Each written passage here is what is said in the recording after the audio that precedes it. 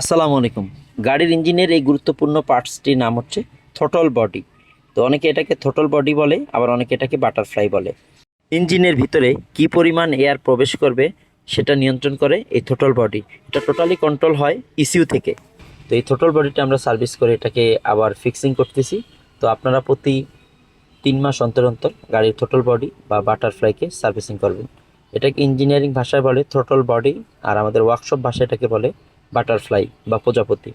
আর সবচেয়ে বড় ইম্পর্টেন্ট হচ্ছে আমরা অবশ্যই থ্রোটল বডিটাকে যখন সার্ভিসিং করব, এটাকে কেরোসিন বা WD-40 বা কন্ট্যাক্ট ক্লিনার দিয়ে সার্ভিস করব।